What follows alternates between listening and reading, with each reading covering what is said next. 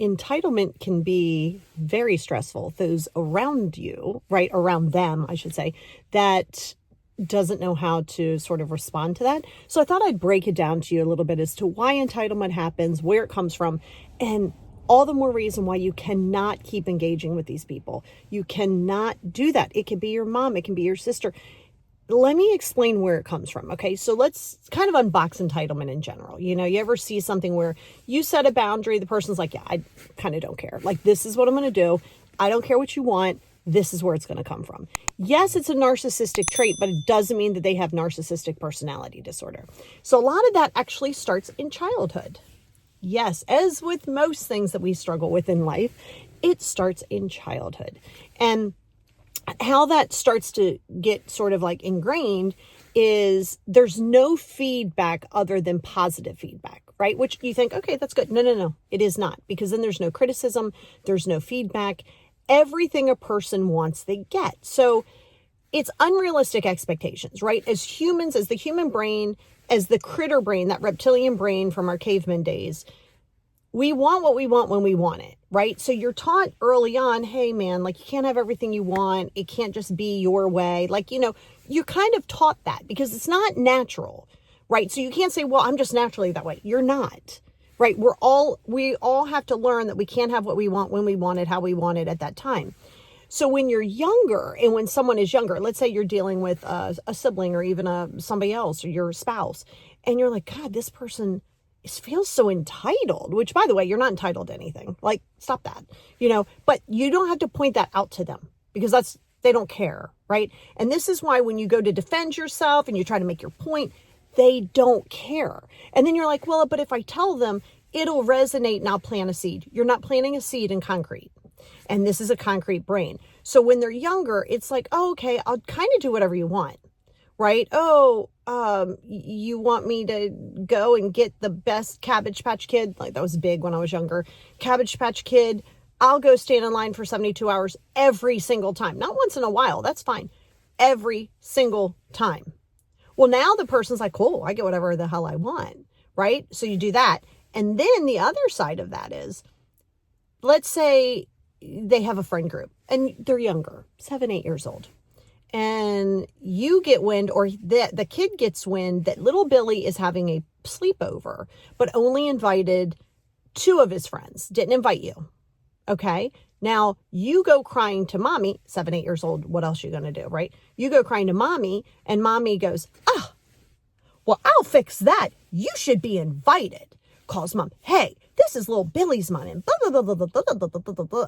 What are you showing them? That they can get whatever they want. That's an unrealistic expectation in life. You're not going to get every job you want. You're not going to get every person you want. So this is what you're dealing with. Make sure it's not you, but this is what you're dealing with when you go, why do I keep telling somebody something and they repetitively over and over again just ignore it? Because it doesn't benefit them. This does not mean that they have narcissistic personality disorder. This means that they're carrying narcissistic traits, 2 very different things. And when you get clear in that piece of it, it's going to be a lot easier for you to disengage, because then what happens is you are allowing yourself to get triggered by their sort of Karenicity, that entitlement, that I deserve kind of thing, instead of disengaging. See, they're going to try everything. They're going to try to ice you out. They're going to try to, I don't mean in a good way, like where, you know, you set boundaries and you just got to kind of like walk away, gray racket, and be done. But no, this is where it's like, fine, that's fine. I'll keep the grandkids from you. That's fine. I won't do that for you. That goes into the behavioral manipulation and the emotional blackmail. So when you realize what you're dealing with and who you're dealing with, no need to judge it. We know where it comes from. Why would you judge that? You don't have to like it. You don't have to rock with it. Distance from it, right?